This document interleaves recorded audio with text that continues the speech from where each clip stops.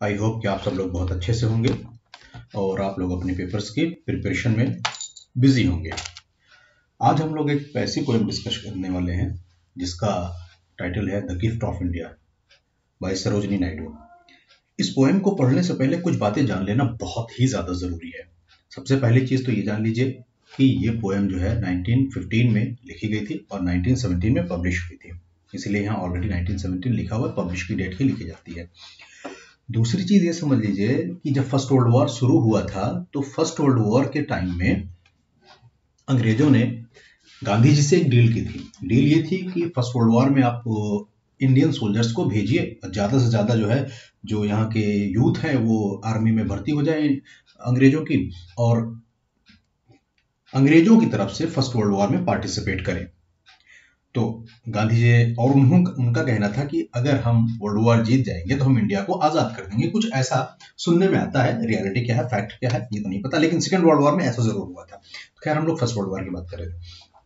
First world war में India से बहुत सारे सोल्जर्स गए, कहा जाता है लगभग 10 लाख के ऊपर जो है सोल्जर्स गए थे फॉरेन लैंड में लड़ने के लिए। वो कौन कौन से जहां जहां लड़ाइयां हो रही थी, वो कौन कौन सी जमीनें थी, किन किन की, उनके बारे में हम आपको बता देंगे। ऑलरेडी इसमें लिखा हुआ है, जैसे इजिप्टियन सैंड, तो मतलब इजिप्ट जिसको आज हम लोग इजिप्ट मतलब मिस्र बोलते हैं, ठीक है। पर्सियन वेव्स मतलब ईरान की बात कर रहे हैं, ठीक है। और फ्लैंडर्स मतलब बेल्जियम हो गया, एंड फ्रांस, ठीक।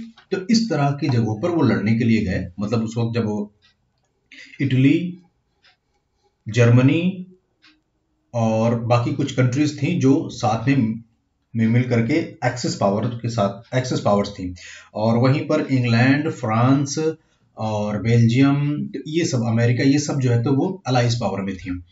तो अंग्रेजों ने जो कहा था कि भाई हमको हमारा साथ दीजिए, हम जीत जाएंगे तो आपको आजाद कर देंगे, तो यहां से बहुत सारे लोग, कहते हैं ना 10 लाख के ऊपर ज्यादा से ज्यादा जो है तो सैनिक जो है तो वहां गए थे और वहां पर शहीद हो गए।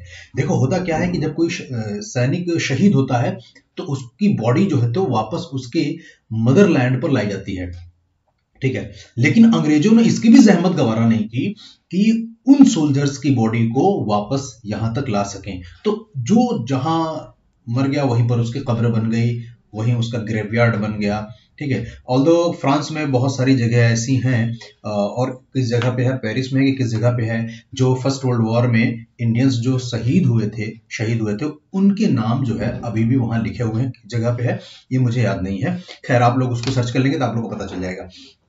एक चीज और जान लीजिए, हम इंडियंस जो है इंडिया को मदरलैंड मानते हैं, ठीक है। भारत माँ कहते हैं, धरती माँ कहते हैं। तो हमारा जो अफेक्शन है मदरलैंड से वो बहुत ज्यादा है, वो बिल्कुल शब्दों में बयान नहीं हो सकता। वो गिफ्ट ऑफ इंडिया जब पढ़ेंगे तब समझ में आएगा। याद रखिएगा कि यहां पर जो इंडिया है, इंडिया को आप एज अ मदर समझेंगे, ठीक है। इंडिया को क्या समझेंगे, एज अ मदर, तब समझ में आएगा। और ये तो समझ लीजिए कि मदर इंडिया जो है ही बोल रहे, मदर इंडिया ही बोल रही है इसमें। और इसको उनकी वर्ड्स में सपोज मान लो कि अगर इंडिया जो है कोई एक ह्यूमन होती, ठीक है, तो वो उसकी दर्द जो है वो किस तरह से उभर कर सामने आते, ये पूरा का पूरा इस पोएम में है। चलिए हम लोग पढ़ते हैं और शुरू करते हैं क्या है, ठीक है। तो कहते हैं पहली लाइन में है, अच्छा लाइन टू लाइन एक्सप्लेनेशन होगा, ठीक है, और हिंदी एक्सप्लेनेशन होगा। Is there aught you need that my hands withhold. तुम्हें क्या लगता है मैं तुम्हें अपने हाथों से और क्या चीजें दे दूं? Rich gifts of remains of और ग्रेन और गोल्ड, और क्या दे दूं मैं तुमको अपने हाथों से, क्या चीजें मैं तुम्हें दे दूं कि तुम्हारा मन भर जाए। अंग्रेजों को हियर मतलब यहां पर जो है मदर इंडिया इज इंडिकेटिंग और एड्रेसिंग द इंग्लिश पीपल और इंग्लैंड की मांगने आए होंगे कि भाई चलो और सहायता चाहिए और आर्मी चाहिए हमको। तो यहां पर वो कह रहे हैं कि मैं तुम्हें और क्या दे दूं, रिच गिफ्ट, सबसे बढ़िया सबसे रिच गिफ्ट तो ऑलरेडी तुमको दिया जा चुका है। क्या क्या, और ग्रेन चाहिए या गोल्ड चाहिए, हाँ बताओ क्या चाहिए। Lo I have flung to the east and the west, बहुत दूर तक जा चुके हैं, बहुत दूर तक जा चुके हैं। तो रिमेंट मीन्स होता है कपड़ा, ठीक है, रेमंड। तो अच्छा इसी चीज से शायद रेमंड जो कंपनी है, शायद, अब मुझे नहीं पता है इतना ज्यादा, खैर। तो ये रिमेंट मीन्स होता है कपड़ा, और गेन और गोल्ड क्या दे दूं। लो सुनो, आई हैव फ्लंग, मैंने बहुत भेज दिए हैं, कहां भेजे, to the east and the west, east में भेजे, वेस्ट में भेजे, किस क्या भेजे जरा देखिए। प्राइसलेस ट्रेजर्स, ऐसे ट्रेजर्स, ऐसे खजाने जिनकी कोई कीमत नहीं लगा सकता। टॉर्न फ्रॉम माई ब्रेस्ट, कहाँ से? अपने सीने से खींच करके मैंने उनको तुम्हारे लिए लड़ने के लिए भेज दिया। सीने से किसको खींचा गया? बच्चे को खींचा गया, ठीक है। तो मतलब जो भी सोल्जर्स थे, उन सोल्जर्स को मदरलैंड इंडिया ने अपनी लैंड से हटा करके वहां भेज दिया जहां उनकी मां नहीं थी, मदरलैंड नहीं थी, वहां उनको लड़ने के लिए भेजा था। मतलब उनसे उनकी मां अलग हो गई। And yielded the sons of my stricken womb. और तुम्हें क्या पता कि जो तकलीफ पैदा होती है कि जब किसी माँ से उसके बच्चे को छीना जाए, उसके गोद से उसके बच्चे को छीना जाए, वोम मीन्स होता है पेट, ठीक है। तो कितना तकलीफ होता है, कितना घायल होती है वो, तो कितनी घायल होती है वो माँ, मतलब कोख से अगर किसी के बच्चे को छीन लिया जाए तो, ठीक है। To the drum beats of the duty, कैसे भेजा? एक ही ड्रम बीट पर किसी ने आवाज दी, तुम लोगों ने कहा चलो, तो मैंने अपने बच्चों को अपने कलेजे से छीन करके, अपने सीने से छीन करके तुम्हारे लिए लड़ने के लिए भेज दिया। The sabres of the doom, sabres means होता है स्वर्ड्स, ठीक है। डूम मीन्स होती है कयामत, ठीक है। ऐसे जगह पर भेज दिया जहां पर तलवारें चल रही थी, घुड़सवार चल रहे थे, ठीक है, सब एक दूसरे को कुचलने को तैयार थे। उस कयामत में मैंने अपने बच्चों को भेज दिया, इतनी कीमती चीजें दे दी, अब क्या दूं मैं तुम्हें? Gathered like pearls in their alien Greaves, वो कैसे जहां गए वहीं बिखर गए मेरे बच्चे। मदर इंडिया कहती है अंग्रेजों से, मेरे बच्चे जहां गए वहीं बिखर गए। कहा? गेदर्ड, ऐसी जगह, पर्ल्स लाइक अ पर्ल्स मतलब कि मोतियों की तरह बिखर गए। कहा? एलियन ग्रेव, दूसरे देशों में। एलियन मतलब कि दूसरे देशों में, ग्रेव्स, वहां पर उनकी कब्रें बन गई, दूसरे देशों में उनकी कब्रें बन गई, वो वापस भी नहीं आ सके। Silent they sleep by the Persian waves, कहां कहां वो है, अब नाम आगे आगे नाम बताएंगे किस किस देश में वो है, ठीक है। साइलेंट मतलब कि जहां वो गए थे वहीं पर साइलेंट हो गए और सो रहे हैं। कहां? बाय द पर्शियन वेव, जहां पर पर्शियन वेव से, पर्शियन मतलब ईरान, ईरान की के पास में जो समुद्र है, ठीक है, जहां रेतें चल रही हैं, उड़ रही हैं, वहां पर scattered like the shells on the Egyptian sand, बिल्कुल ऐसे जैसे शेल्स होती है ना, छोटे छोटे होते हैं, तो वो बिल्कुल इजिप्टियन सैंड के पास में इसे छोटे छोटे कणों की तरह बिखर गए हैं चारों तरफ। They lie with pales brows and brave broken hands. यहाँ पेल ब्रोज का मतलब है कि उनके चेहरे जो है पीले पड़ गए। वो बहादुर बच्चे जो दूसरी दुनिया में, दूसरे देशों में गए और वहीं पर वो उनके वो जब गिरे हैं तो ऐसे भूख प्यास से मरे हैं कि उनके चेहरे पीले पड़ गए। ब्रोकन हैंड्स इधर उधर बिखर गए। They R strain like the blossom on down by the chance. देखो यहाँ पर जो है ना, ये जो है ना डाउन बाय द चांस, इसका मतलब है कि वो जो है ना मरना नहीं चाहते थे, लेकिन अब गोली लगी, वो मर गए। वो तो अपनी धरती माँ के पास वापस आना चाहते थे, अपनी माँ के पास वापस आना चाहते थे, लेकिन इत्तेफाक से उनकी डेथ हो गई। और कैसे? जैसे एक फूल खिलता है ना, फूल खिलता है, उसके बाद उसकी पंखुड़ियां जो होती है धीरे धीरे टूट जाती हैं, बिखर जाती हैं, तो स्ट्रिकन लाइक ब्लॉसम, बिल्कुल वो खिले, मतलब अपने देश का, अपने माँ का नाम पूरी दुनिया में फैला दिया, लेकिन वो वहीं पर रह गए। On the blood brown meadows of the Flanders and France, Flanders means होता है बेल्जियम, ठीक है। अभी मैं आपको दिखाता हूँ फ्लैंडर्स एंड फ्रांस क्या है। तो कहते हैं देखिए, on the blood brown meadows of the Flanders and France, blood brown meadows means होता है चारागाह। तो वो जो है ना ऐसी जगह पे जहां लड़ने के लिए गए थे, तो वहां पर खून से वो पूरी धरती, वो पूरा मैदान जो है, हरा भरा मैदान एकदम ब्राउन कलर का हो गया था। और किसके खून से? उन्हीं के खून से ब्राउन कलर का हो गया था। जरा देखिए, ये है हमारा भारत, प्यारा सा, हमारी धरती माँ, ठीक। और ये आगे हम लोग, ये फ्रांस है, ठीक। और ये है बेल्जियम, ठीक। ये है जर्मनी। तो ये वो जगह को बता रहे हैं, ये फ्रांस हो गया, यहाँ पर लड़ाई हुई है, ये बेल्जियम है यार, क्योंकि जर्मनी से और फ्रांस और इंग्लैंड से लड़ाई होती थी, तो इंग्लैंड अपनी सेना यहाँ भेजी हुई थी, ठीक है। तो इसलिए ये बात करते हैं, आगे देखते हैं। कहते हैं, can you measure the grief of the tears I weep, क्या तुम्हें पता है, क्या तुम्हें अंदाजा है मैंने कितने दुख झेले हैं, कितनी मुसीबतें उठाई हैं अपने बच्चों के दुख में।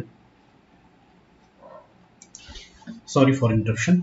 एंड और फिर कहते हैं कि कैन यू मेजर और compass the move of the watch I keep, और क्या तुम इस बात का अंदाजा लगा सकते हो मैंने कितने दिनों तक अपने बच्चों का इंतजार किया। धरती माँ कहती है अंग्रेजों से कि मैंने कितने दिनों तक अपने बच्चे का इंतजार किया। देखो कभी भी अगर कोई भी बच्चा अपनी माँ से बिछड़ जाता है तो उसकी माँ जिंदगी भर उसका इंतजार करती है कि उसका बच्चा आएगा, उसका बच्चा आएगा, ठीक है। लेकिन यहां पर वही कहती है धरती माँ कि क्या तुम्हें पता है, क्या तुम मेरे दुख को नाप सकते हो, पता लगा सकते हो मैंने कितनी तकलीफें उठाई, और इसके अलावा क्या तुम मेरी इस बात का अंदाजा लगा सकते हो कि मैंने कितनी तकलीफें उठाकर अपने बच्चों का इंतजार किया।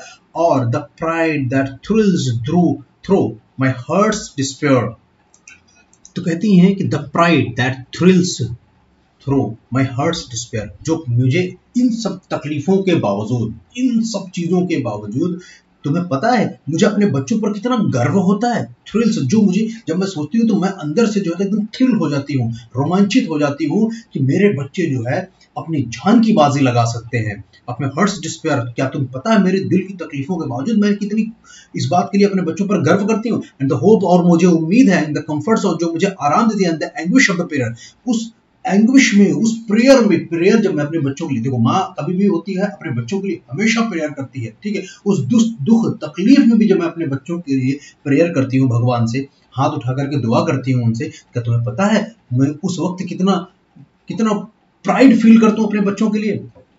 And the far sad glorious vision I see, और मैं जो एक दूर की, ये लाइन बहुत इंपॉर्टेंट है, इस चीज को समझिएगा, कहती है the far sad glorious vision I see, और मैं दूर से जो विजन देखती हूँ, जो दूर से एक ऐसा मेरा दृष्टिकोण है, ऐसा नजरिया जो मैं देख रही हूँ, वो क्या है, of the torn red banners of the victory, कि वो जो देखो ये red banners of the victory जो है ये इंडिकेट करता है, रेड बैनर मतलब यहां पर जो है जो फ्लैग है अंग्रेजों का, ठीक है, उस फ्लैग के नीचे कहते हैं कि मैंने जो दूर से जो मेरा नजरिया मैंने देखा हुआ है, of the torn red banner of the victory, तो जो जीत हुई है तुम्हारी, उस जीत के नीचे मैंने अपने बच्चों के चिथड़े देखे हैं।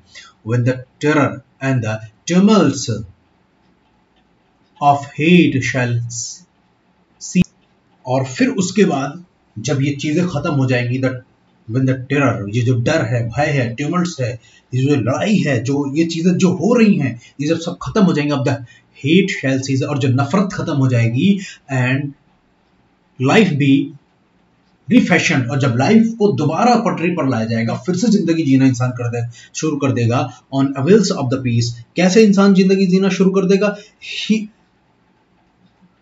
आराम की जिंदगी जब जीना शुरू कर देगा, जब सब कुछ खत्म हो जाएगा, इन सब चीजों से इंसान छूट जाए, जब अपने नामों को जो है आप लोग पत्थरों पर लगाना शुरू कर दोगे, जो आपके ब्रेव लोग हैं उनके नामों को, जो लड़ाई में मारे गए हैं, जो वॉर में मारे गए हैं, उनके नामों को जब आप लगाना शुरू कर देंगे, and your love shall offer memorial thanks, और उस वक्त जो है आप प्यार में आकर के, इज्जत दे करके हमारे सोल्जर्स को जो है मेमोरियल याद में उनके लिए ऑफर करोगे, उनके लिए जो है तो आप कह सकते हैं कि उनके लिए जो तो मेमोरी के, उनके नाम के लिए जब कुछ आप करने लगोगे, कि उनके नाम, यहाँ के भी सोल्जर्स आए थे, तो जिस तरह से मैंने बताया ना फ्रांस में अभी भी उन सोल्जर्स के नाम लिखे गए हैं, तो उनके लिए आप एक मेमोरी ऑफ थैंक्स जब देना शुरू कर दोगे टू द कॉमरेड्स, किनको, उन कॉमरेड्स को, कॉमरेड्स वर्ड जो है ना ये आया हुआ है रशियन वर्ड से, ठीक है, कहते हैं उन लोगों को जो यहां से गए हैं तुम्हारी लड़ाई, who fought in your deathless land,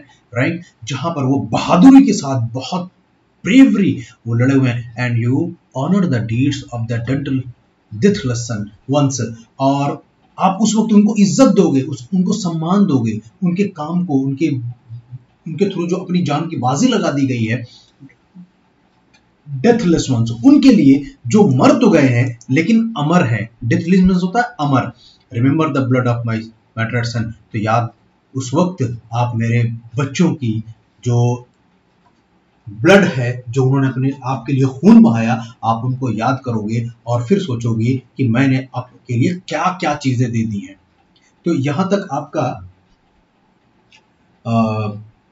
पूरा समरी रहा है, लाइन बाय लाइन एक्सप्लेनेशन रहा है गिफ्ट ऑफ इंडिया का।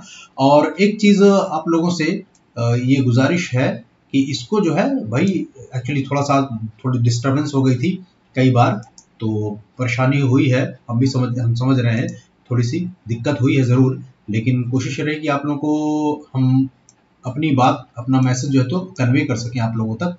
तो दिक्कत रही है थोड़ी सी हमारे पास, आज बार बार हम डिस्टर्ब हो रहे थे, तो थोड़ी सी वीडियो में प्रॉब्लम हो सकती है। अगर होगी ऐसी कोई दिक्कत तो बताइएगा, इसको हम फिर से अपलोड कर देंगे, फिर से बना करके। ओके। और अगर आपको लग रहा हो कि हाँ ये चीज़ें सही है, तो इसको अपने दोस्तों तक फॉरवर्ड कर दीजिए, शेयर कर दीजिए। बाय।